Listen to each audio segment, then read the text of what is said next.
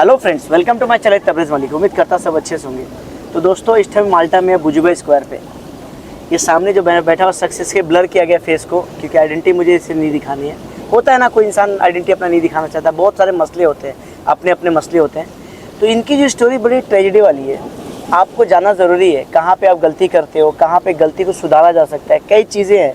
क्योंकि कहते हैं ना, अब ज़िंदगी में आप एक स्टोरी है मुबिन भाई की, और कई ऐसे लोगों की स्टोरीज़ है। मैंने दिखाया था जो 23 रिफ्यूज़ल के बाद उनको वीज़ा मिला। तो ऐसे ही कुछ है, 4 कंट्रीज़ का कुछ हुआ इनके साथ, बहुत सारा हुआ। कहाँ से लड़े। थोड़ी वीडियो लेंदी हो सकती है, शायद मेरे हिसाब से 10-15 मिनट, लेकिन स्टोरी सुनिएगा दोस्त, दिमाग आपका ना खुल जाएगा। और सामने जो मेरा बैठा हुआ शख्स जो कैमरामैन पकड़ा हुआ है, वो थोड़ा सा उसका बम भी दर्द हो जाएगा दोस्तों। वो हमारा दोस्त है, हमारा भाई है, छोटा भाई है, सोहेल नाम है इसका, उसकी वीडियो बनाऊँगा मैं। तो मंजू, आपका स्वागत है मेरे चैनल तबरेज़ मलिक में। तो मैंने जैसा कि बोला कि आपकी आइडेंटिटी मैं हाइड कर रहा हूँ, इसके पीछे रीज़न आपका मैं समझ सकता हूँ। मैं जानना चाहता हूँ ये पूरा जो स्टोरी आपके साथ लाइफ में घड़ा है, शुरुआत से मैं जानना चाहूँगा कि कहाँ से आते हैं, क्या आपने किया है, कौन से कोर्सेज किए हैं, या आपने कैसी कोशिश किया, कौन से कंट्री में आपका रिफ्यूज़ल तो हुआ है, क्या क्या हुआ, थोड़ा बताइए हमारे व्यूअर्स को। फिलहाल आई गाइस, कैसे मैं इंडिया से हूँ। मैं ग्रेजुएशन के बाद मैं गल्फ में चला गया, एज ए रेस्टोरेंट मैनेजर काम करता था ओमान में। तो मैं 2020 का बाद में मिडिल ऑफ 2020 में मैं अप्लाई करना चालू किया। उस कोरोना के बाद? हाँ, कोरोना के बाद। अच्छा। तो उसी टाइम ओमान में कंसल्टेंसी था, ग्लोबल गेटवे बोल के एक नाम था। अच्छा। तो उसके पास से अप्लाई किया था, कंसल्टेंसी नया खुला था। तो लिथुआनिया के लिए अप्लाई किया था, 480 रियाल दिया था। अच्छा। तो वो लोग 100 यूरो होता है। अच्छा, 480 ओमानी रियाल? हाँ, ओमानी रियाल बोलो तो इंडिया का 1 लाख के ऊपर बनता है। तो वो लिया था, पे किया था। वो बोला था 6 महीने के अंदर जैसे वर्क परमिट दिला देगा, लिथुआनिया का। हाँ, लिथुआनिया का। हाँ। लेकिन जब 6 महीने ओवर हो रहा था तो मैं उसको नॉक कर रहा है, कभी रिप्लाई देता था, नहीं देता था। फिर वो लोग अवॉइड करने लगा। हाँ। फिर कंपनी में गया, हो रहा है नहीं हो रहा है, ऐसे करके डिले कर रहा है। लेकिन कंडीशन था कि 6 महीने का देगा तो हो जाएगा तो अच्छा है, नहीं तो 50% पैसा रिफंड करेगा। लेकिन ऐसा वो किया नहीं, बस डिले कर रहा है। मोस्टली लोग नहीं करते हैं, क्योंकि मैं बहुत सारे बंदे को देखा है जो लोग ओमान से अप्लाई करते हैं। ऐसे 10-12 बंदे मेरे कॉन्टैक्ट लिस्ट में है। वो लोग वही कंसल्टेंसी या दूसरे कंसल्टेंसी से अप्लाई किया, सेम कंडीशन है, पैसे रिटर्न नहीं करते।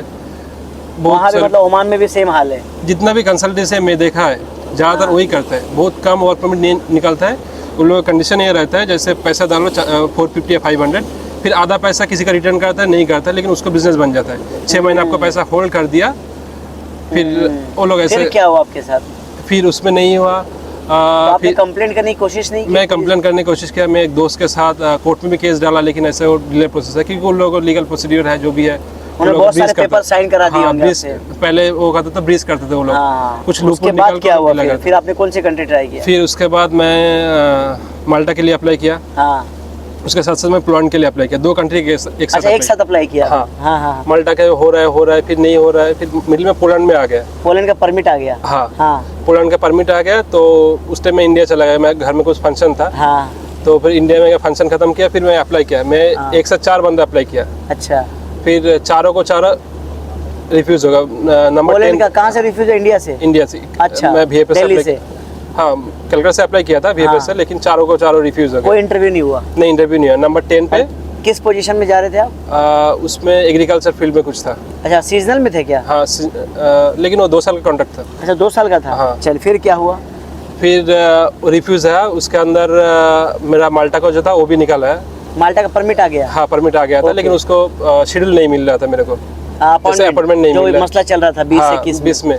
हाँ। फिर उसके अंदर में एक बंदा को, वो शायद पंजाब से था, उसका ऐसे फेसबुक में बात हुआ था, उसका 22,000 दिया था। अनिल नाम का बंदा था क्या? ऐसे अनिल होगा। अनिल नाम का बंदा, कराची वाला अकाउंट था। हाँ, बहुत फेमस होता था अकाउंट को, मैंने बहुत ब्लॉकिंग भी करवाया था। हाँ, तो उसका पैसा ट्रांसफर किया, वो लोग फेक अपॉइंटमेंट दिया था। Fake appointment just to same लगा। VFS वाला भी कंफ्यूजन हो गया, बहुत टाइम लिया वेरीफाई करने में। हाँ। बाद में वो लोग वेरीफाई किया। ये दिल्ली में ही हुआ? हाँ, दिल्ली में आप गए तो एक्सेप्ट नहीं किया? नहीं, मैं जाने से पहले मैं ऑनलाइन में वेरीफाई किया। मेरे को भी डाउट लग रहा है, क्योंकि ये ऐसे कैसे हो सकता है, हर जगह पे ब्लॉक दिखा रहा है। हाँ, इसको मिल कैसे गया? फिर लेकिन पैसा आपने भेज दिया था? हाँ, पैसा भेज दिया। उसके बाद वो लोग तो आप स्कैमर के शिकार हो। हाँ। दो स्कैम हो गया अभी तक। हाँ। अभी फिर क्या हुआ? फिर हाँ, कहाँ पे थे?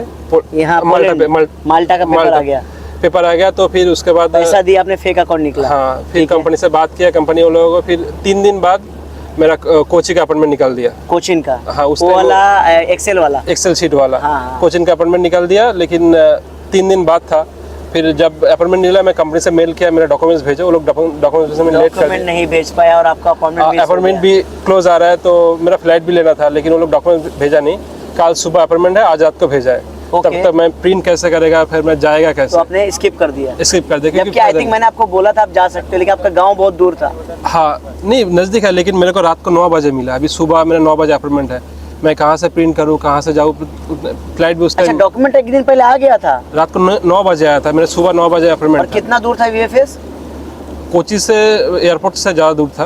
फिर मैं कहाँ पे जाएगा इतना शॉर्ट टाइम में, कैसे अच्छा, तो होगा? नहीं हुआ, आपने स्किप कर दिया। फिर क्या हुआ? फिर छोड़ दिया। फिर उसी टाइम में मैं हंगरी पे आप जैसे सीवी बना के दिया ना, हाँ हाँ हाँ, आप जो ऐसे सीवी बना दिया, तो आप एज ए रेस्टोरेंट मैनेजर बनाते हैं, तो फिर मैं वही उसके एडिट करके यूरोपास से वेबसाइट से जाके लॉगिन करके फिर एज ए क्लीनर बनाया सीवी। अच्छा, फिर हंगरी में डालता, बहुत जो भी आ रहा है गूगल में सर्च दे रहा है, फेसबुक में दे रहा है, डाल रहा है। गूगल जैसे कीवर्ड लगाया, जैसे क्लीनर, फेसबुक में जाए डेटाबेस में सर्च किया, बस ग्रुप पोस्ट में या पब्लिक पोस्ट में बस क्लीनर डेटाबेस सिलेक्ट किया, तो उसके अंदर क्लीनर में जो भी आ रहा है मैं डालते गया। अचानक से हंगरी में एक बंदा से कॉल आया। कांटेक्ट हो गया? हाँ, नहीं वो एजेंसी था डायरेक्ट। अच्छा, कंपनी था? हाँ, वो लोग कॉल किया, फिर इंटरव्यू लिया, दो राउंड में इंटरव्यू लिया। इंटरव्यू हो गया।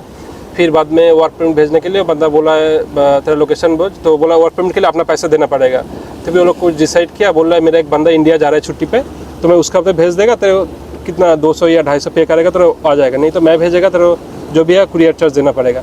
तो मैं बोलो बंदा से भेज दो, वो कंपनी का बंदा है। फिर वो बंदा भेज दिया, सब कुछ चल रहा है प्रोसेस।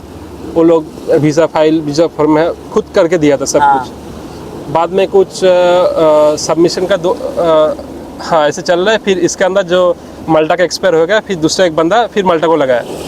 आपका ही? हाँ, पहले राउंड में जो माल्टा खलास हो गया, फिर सेकंड राउंड में वो भी माल्टा को मिल गया मेरे को। 2 बार अप्लाई किया मैंने। अच्छा, दूसरी कंपनी मिल गई? हाँ, वो भी मिल गया। हंगरी भी चल रही है? हंगरी भी चल रहा है। हाँ। अभी कंपनी से बात कर रहे हैं, शायद एज ए क्लीनर अप्लाई किया था। बात करते करते शायद वो लोगों को डाउट हुआ, सबमिशन का 2 दिन पहले वो लोग हंगरी वाला निकाल दिया। हाँ। आपका कितना पैसा लॉस हुआ?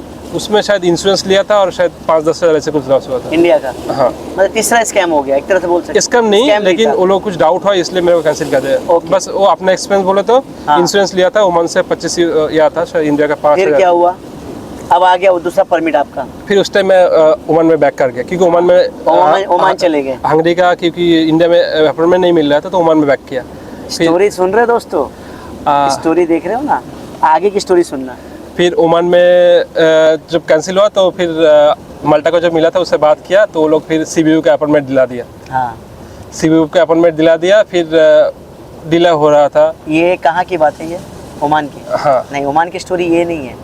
ओमान का जब पेपर आया तो आपने मुझे कांटेक्ट किया, बोला मलिक भाई क्या करना है। हाँ हाँ, यहाँ पे आपका स्टेटस चेंज होता है कि ये ईमेल आईडी लो, मालिक को बोलो मेरे को प्रीमियम डी वीज़ा चाहिए क्योंकि मैं ओमान का रेसिडेंट हूँ। सही है? हाँ हाँ हाँ। हाँ, तो फिर ऐसे एम्बेसी से बात करते थोड़ा डिले हुआ था, लेकिन वो लोग आखिर में दे दिया था। पहले राउंड में डॉक्यूमेंट्स मांगा, फिर कंपनी दिया, फिर मैं दिया। 2-3 राउंड में बात करते का तो वो लोग फिर अपॉइंटमेंट जैसे दे दिया था। फिर आपने तो बाद में जो भी हेल्प किया, जो भी गाइड किया, तो फिर ऐसे मतलब ये उसके बाद इनको प्रीमियम डी वीज़ा मिला, और प्रीमियम डी वीज़ा के बाद इंटरव्यू आई थिंक मेरे को लगता है इसमें 2-2.5 महीना आपका चला गया था। 3 महीने चला था उसके अंदर। 3 महीना प्रीमियम डी वीज़ा में? प्रीमियम डी वीज़ा में 3 महीने। मतलब एक इंसान इतना सारा रिफ्यूज़ल, इतना सारा परेशानी के बाद, इतने सारे स्कैम्स के बाद, एट लास्ट मोमेंट जिस कंट्री से ट्राई करा तो उसी कंट्री से वापस किया और आज ये माल्टा में पहुंचा है।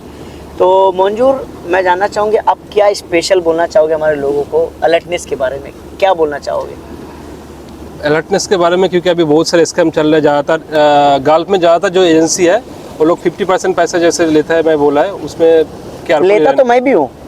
हाँ, लेकिन ज़्यादातर जो है फेक देखा है मैं, है ना? जैसे मैं ग्लोबल गेटवे है और भी 2-3 WICC ऐसे कुछ है, 2-3 कंपनी को देखा है। हाँ। ज़्यादातर वो लोग स्कैम करते हैं, पैसे उठा के छोड़ देते हैं। हाँ, आपसे बात किया, जब भी बात किया आप मेरे को हेल्प किया, जब भी नॉक किया आप हेल्प किया, तो आप जेन्युइन है, आपको मेरे को मालूम है, विश्वास नहीं है। वो तो ठीक है, लेकिन अभी जो स्कैम होता है तो इसको आपने कैसे अभी कुछ लोगों को टेक्निक बताओ ना, कैसे समझे स्कैम है? कैसे समझेंगे हम, कैसे समझेंगे कि स्कैमर है ये? स्कैम है ज़्यादातर लोग, मेरे को लगता है जो वो लोग आपको जैसे रेडी हुआ प्लेट खाना आपको सामने डाल देगा, बस खा लो आप, है ना? ऐसे होता है ज़्यादातर स्कैम लोग। जो लोग जेन्युइन होता है, लोग थोड़ा उतना आपको ये एंटरटेन नहीं करेगा। जैसे बस मैं नहीं करता हूँ, ये बुरा नहीं मानने वाली चीज़ है, मैं एंटरटेन नहीं करता हूँ कि लोगों को जब तक ट्रस्ट सामने से पैदा नहीं हो ना, मज़ा नहीं है काम करने में, है कि नहीं? ये बात सही है। और दूसरा बात, मेरे को लगता है खुद भी अप्लाई करेगा तो ट्राई करेगा तो मिलेगा, जैसे मेरे को मिला था। लेकिन मेरे को जो एक्सपीरियंस था ओमान का या जो भी गल्फ का एक्सपीरियंस था, इसीलिए वो लोग मेरे को अलाउ किया था। अलाउ किया था। तो जिसका एक्सपीरियंस है, मेरे को लगता है अगर कंटिन्यू अप्लाई करते जाए। तो ये सारे जो परेशानियां था, टोटल बजट आपने जोड़ा होगा ना, कितना खर्चा हो गया आपका टोटल पूरा मिला के, मतलब इतना सारा करके टोटल आपने जोड़ा तो होगा 6-7 लाख ऐसे। 6-7 मैं जोड़ा लाख। नहीं, बस जब भी आता है मैं डालते जाएगा, 6-7 क्योंकि मेरा लाख सैलरी आपका था, गया। अच्छा था, मेरे को पता यही नहीं अगर 6-7 लाख को कोई अच्छा प्रॉपर एजेंट मिलता तो शायद इतनी परेशानी नहीं होती ना? मतलब मेंटली मेरे को स्ट्रेस ज़्यादा है, पैसा तो आते जाता है। आपको कैसा लग रहा है आपको?